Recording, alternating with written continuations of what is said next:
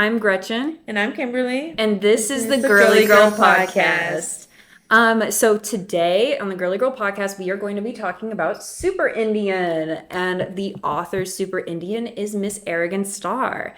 In an interview by Rebecca Sutton, who got the chance to interview Miss Arigon, she basically honed in on why Arigon Starr made Super Indian and all of the Super Indian, novels and volumes, and basically Starr specified that she had made Super Indian as a way to showcase how poorly mistreated Indians are and kind of bring to light how much the United States government mistreats Native American people and is controlling of them.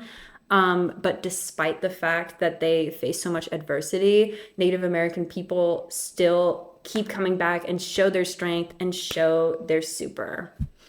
Yeah, and so the book Super Indian, it starts off like a vampire named Blood Quantum is kidnapping Native American people and brainwashing them at a Native American convention. He kidnaps Phoebe and goes into the Leaning Oak Reservation to mass kidnap even more Indians.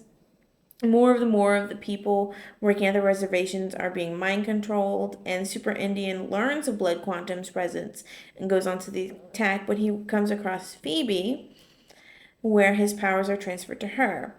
Phoebe turns into a Iguana Woman, and she works with Mega Bear, which is Super Indian's sidekick, to face Blood Quantum and save the day. And just the summary alone, before even reading the book, it just immediately reminded me of these camps that Indians used to go to.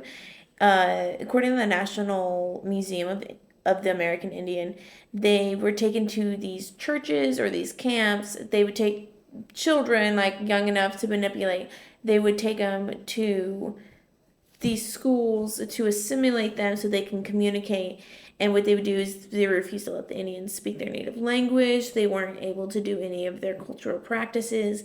They were just taught like the English way. So they whitewashed the Indians and they try to force them into just being like a normal Englishman, even though they were still treated less than afterwards. And so they were called code talkers and stuff like that. They were helpful. Some of them were helpful later that still remembered their Native American language, but most of them went back home to their Native American parents and stuff like that. They weren't able to communicate. They weren't able to do anything with the land because they forgot, and they would essentially become like foreign to their own people, which was pretty messed up. Yeah, absolutely. And I think that with so many people having gone through this assimilation process, it is so important how within Super Indian there are many actual pop culture references that bring in real life people who are Indian and who basically got the chance to show like, hey, in the real world, Indians can be super, outside of being a superhero. And basically, according to Louis Menand, having pop culture references within a comic book or a novel is a great way of getting the audience to actually relate to the novel.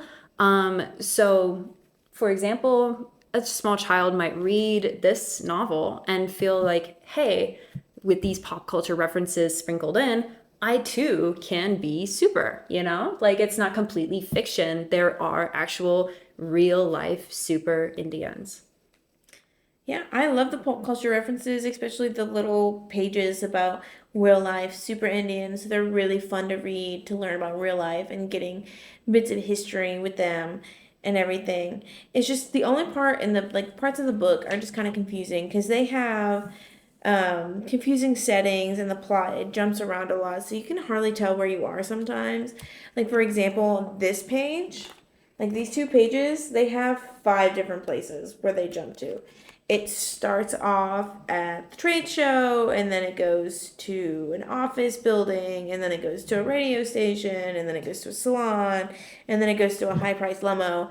And so it just five places really fast. They have like one panel each.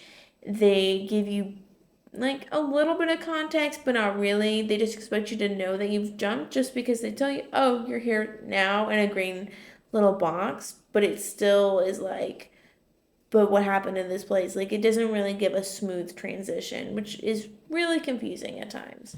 Yeah, absolutely. I completely agree. It's missing those establishing shots before switching from setting to setting, which makes it very confusing, especially for a younger reader or even an adult reader such as us reading this novel. I found myself confused on where we were, which I think is a big problem with, how rushed it feels at some points. However, there are still a lot of positives, such as symbolism within this novel. I feel as though there's big symbolism within the commodity cheese that actually turns Hubert into Super Indian. And the reason is because, according to Heather Paxson, commodity cheese was used in historical times as a means of manipulating Native American people and assimilating them from their culture into a different culture. And so being able to use the symbol of commodity cheese as a way that Hubert turned into a superhero who stands up for Native American rights and freedoms and is helping them is a way of saying, like, hey, despite the fact that, we have been dominated and controlled for so long, this symbol of commodity cheese does not control us, and they actually use it as a symbol of power instead, which is very, very important, I believe.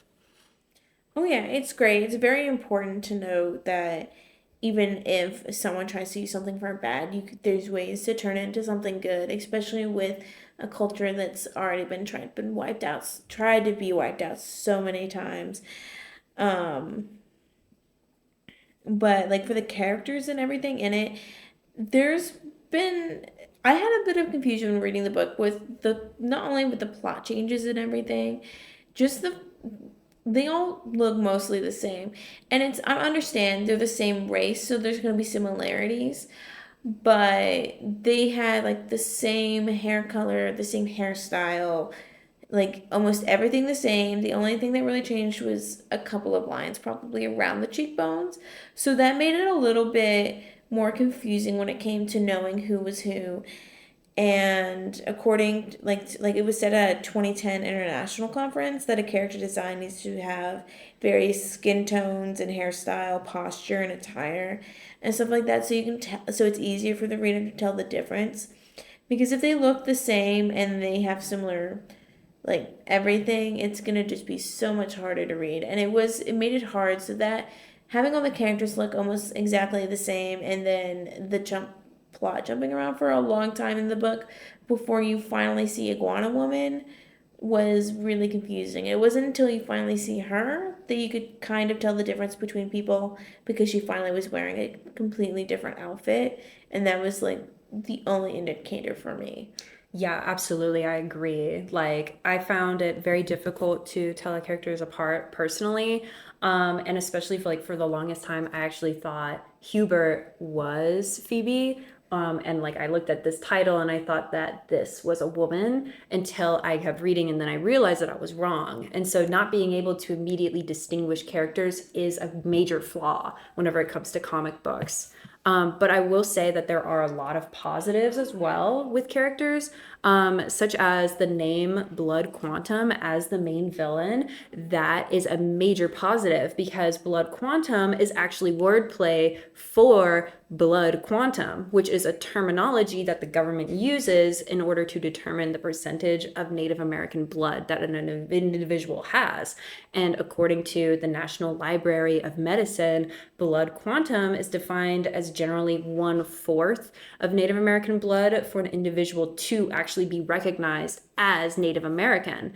And so having this villain embody blood quantum is sort of painting the terminology in an evil light, which I think Starr is doing on purpose. I think that having blood quantum seen in such a negative light is a way of Starr to be able to say, like, hey, this is not something that is good. This is a terminology that is being used to discriminate against people who have Native American blood in their veins, but are not able to learn about the Native American culture because they are not considered Native American in the eyes of our government.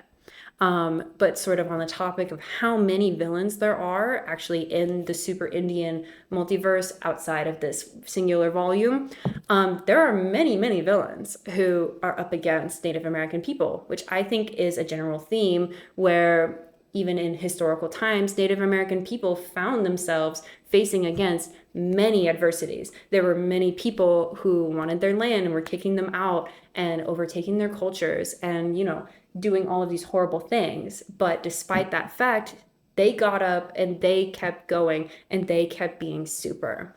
But what do you think about the themes? Honestly, just the theme, just overall, just goes back to the original why Starr even made the book of how Indians are even still fighting for their rights now. It's very important. It's a very important theme to even teach children because even if they aren't an Indian themselves, they might be oppressed in some sort of way by some sort of like governmental uh, feature or person, and knowing and taking solace in the fact that these characters, even if these characters in this specific book are technically fiction, they'll take solace in the fact knowing that actual people are still out there, still fighting for their rights, and there's always going to be an oppressor and someone they're trying to oppress, and but as long as someone keeps getting back up and trying to fight and everything, it's a really good theme.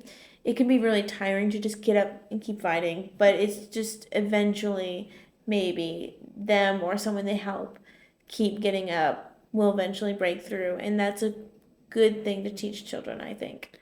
Yeah, absolutely. I 100% agree. But that is our review of Super Indian by Arigon Starr. This was the Girly Girl podcast. Thank you. Goodbye.